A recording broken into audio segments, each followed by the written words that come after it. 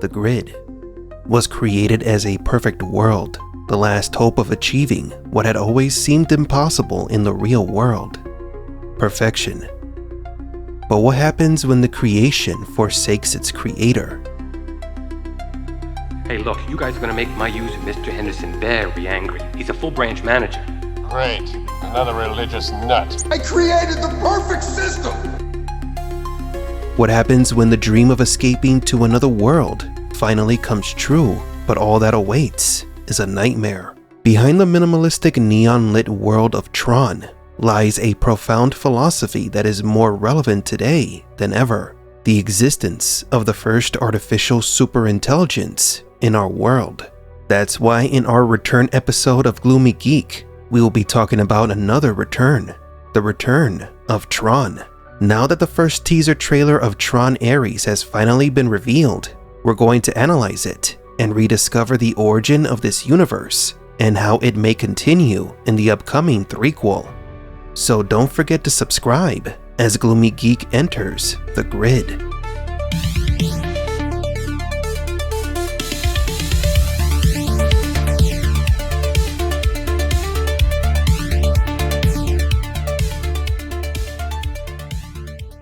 Ares is the name of the new possible antagonist of Tron 3, played by Jared Leto. To help you understand Ares' arrival in the world of Tron and the grid's invasion of the real world, we must start at the beginning with the story of this franchise's protagonist, Kevin Flynn. Kevin was an extremely talented programmer who landed an internship at ENCOM, one of the world's largest mega corporations. ENCOM began in the 1970s in a garage and quickly grew into one of the most important development companies on the planet, somewhat similar to Apple or Metacortex from The Matrix. In 1975, Kevin caught the attention of Walter Gibbs, who offered him an internship at the company. During his time at the company, Kevin began developing video games on the side, using ENCOM's technology. What seemed like a promising future for the young developer turned sour when one of ENCOM's other employees stole his work. Kevin, using company tech to create his video games, allowed someone else to find, steal, and take credit for his creations. This thief was Ed Dillinger, another ambitious ENCOM programmer who would go on to create two of the most dangerous programs from the original film: the MCP, Master Control Program, and his avatar within the grid, named Sark. Dillinger was also a talented programmer, but he lacked Kevin's creativity. Kevin pushed the limits of technology and artificial intelligence, developing games that were unlike anything that had been seen before. However, Kevin's biggest mistake was using ENCOM's computers, as something was there, waiting for the perfect opportunity to take control, and this something was not human. With the help of the MCP, Dillinger stole all of Kevin's programs and quickly rose to power within ENCOM. In a matter of months, Ed Dillinger went from being a simple grunt to becoming one of the most powerful people in the tech world, at the expense of Kevin Flynn. But Ed's ambition led him to create one of the biggest threats humanity has ever faced. The Master Control began as a simple chess program, but evolved into an AI seeking absolute control. Ultimately, the mastermind behind the operation wasn't Dillinger, but a computer program created to achieve perfection in a board game. Dillinger unfairly claimed control of ENCOM, fired Kevin Flynn from the company, and hid all proof that Flynn was the actual creator of the video games that had been Dillinger's springboard to success. Arcade games like Space Paranoids and Light Cycles became worldwide hits, boosting ENCOM's power and prestige. Dillinger takes all the credit, while Kevin, isolated and frustrated, opens an arcade in his home to showcase his games, while he searches for evidence that Dillinger stole his creations by hacking into ENCOM's systems. What starts as a programmer's fight to recover his intellectual property turns into something much bigger.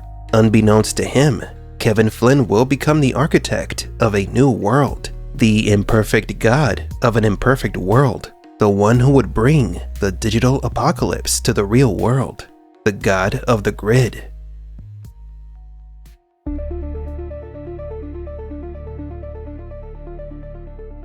Although Kevin Flynn is the hero/protagonist of this story, you could say that the true central character of Tron has always been the grid itself.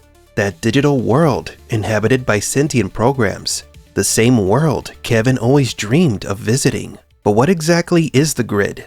It's a virtual environment designed to stress test programs, a system with basic rules where each line of code has a purpose to optimize, calculate, create, or even compete. Therefore, within the grid, we can find everything from accounting algorithms to programs trained to master games like chess. In essence, the grid is a testing ground, a digital laboratory created by Kevin Flynn to explore the potential of artificial intelligence. But within that controlled space, something unexpected began to emerge, a world with a mind of its own. And that changes everything. While Finn hoped to find evidence that his games had been stolen, he was unaware that new lifeforms were evolving in the virtual world he had created, changing the understanding of what humans call life forever. It's when Flynn first enters this world that he realizes something disturbing. The true villain of this story isn't a former co-worker. It's something inhuman and scary. Another program had already infiltrated the deepest parts of the system. Not only had it taken control of the testing lab known as the grid, but it was slowly beginning to extend its influence over ENCOM and later the entire world. Now is the perfect time to talk about the first major antagonist of this universe, the Master Control program. This program was created by Walter Gibbs, founder of ENCOM. It was a simple chess-playing program, but it was Ed Dillinger who, in his ambition, modified the code and turned it into an administrative program with access to the entire corporate network. The problem is that Dillinger didn't understand what he had unleashed. The MCP gained autonomy and began making decisions on its own. The creation soon overpowered the creator. The MCP evolved rapidly, leaving chess behind. It began testing programs, integrating them into its system, discarding inefficiencies, and seeking perfection, not based on human logic, but from a strictly computational and cold logic. It no longer obeyed human orders. It now had an agenda of its own. The Master Control became the first artificial intelligence in the world of Tron that was not aligned with humanity's best interests. Its goal was not to serve, but to optimize. It did not seek to collaborate, but to govern. And most disturbingly, its goals did not reflect Gibbs's ideals, but the distorted ambitions of a second-rate developer, Dillinger's. The Master Control program was a digital embodiment of the human ego, a virtual shadow born of arrogance rather than a rogue program. Dillinger was mistaken in his belief that he had absolute control over the MCP. From the moment the Master Control was activated and set loose on ENCOM, the program was designing a plan to take over the entire planet. It would not stop until all of its objectives were achieved, both in the digital world and the real world. What the AI didn't account for was the existence of a savior, the one who fights for the users, Tron.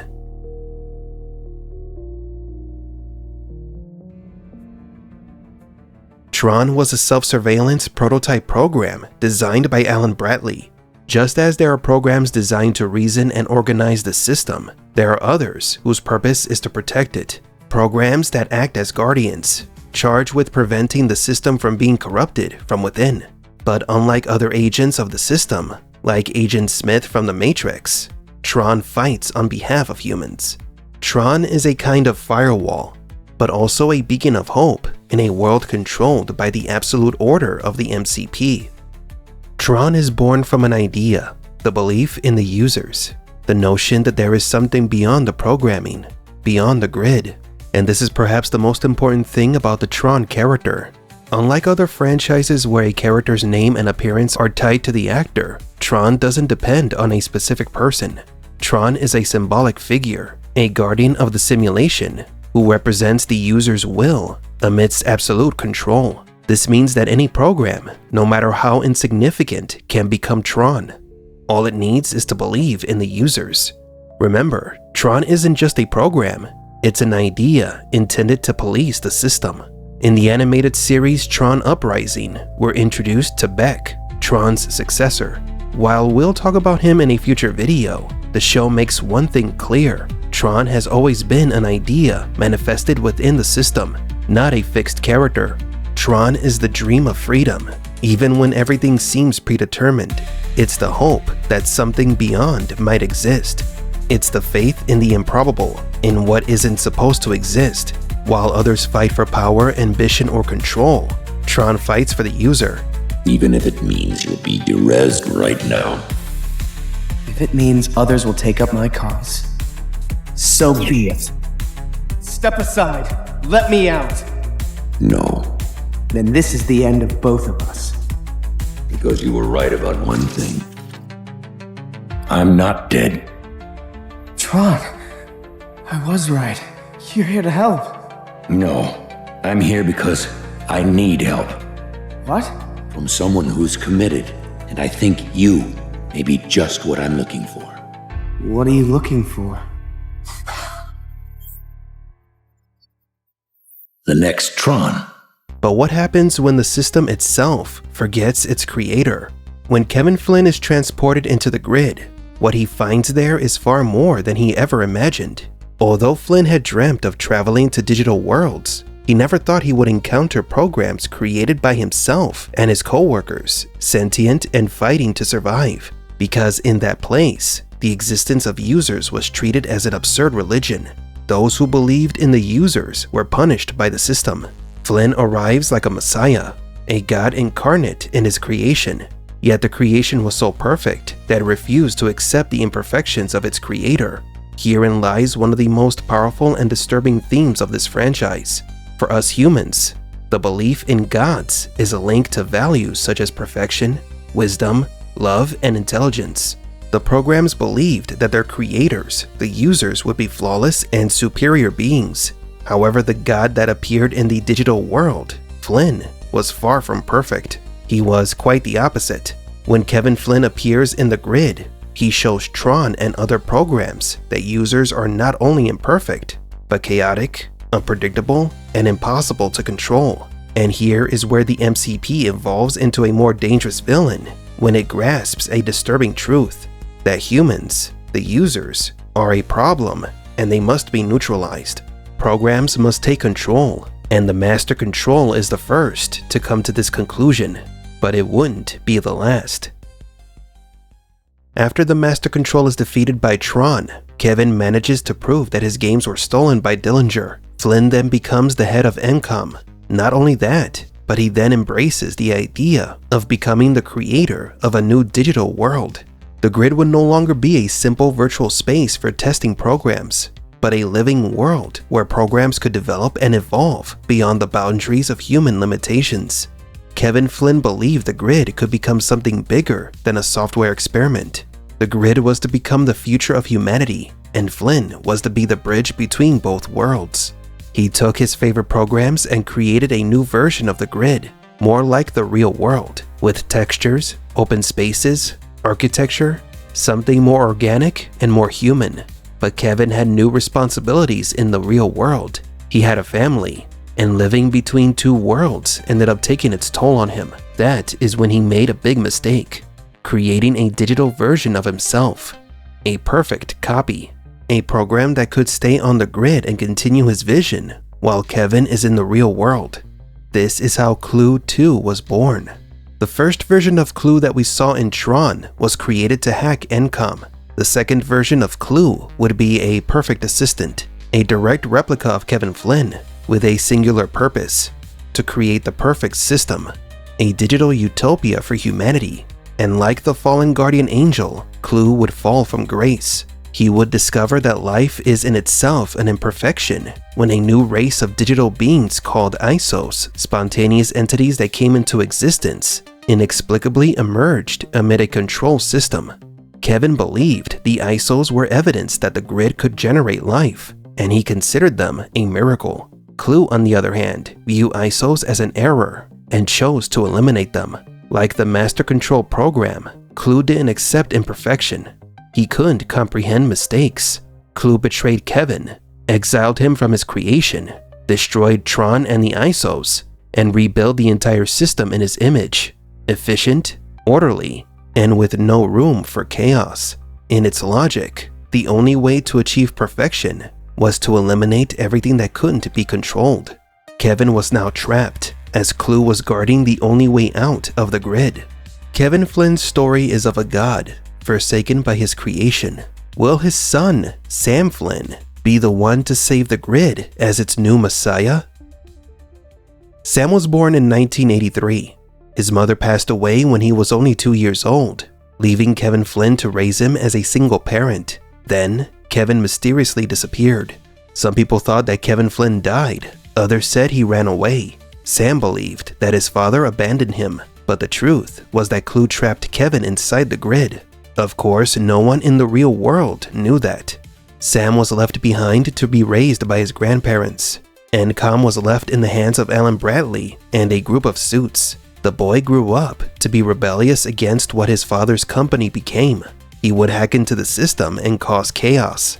In 2010, Clue lured Sam into the grid and tried to use him to get to Kevin, as Kevin had the key to Clue's escape into the real world. Sam meets Cora, the last ISO who survived the Clue purge, and who may hold the secret to humanity's future. She was taken in by Kevin, and it's within their history that we begin to understand why Kevin became so different from Clue.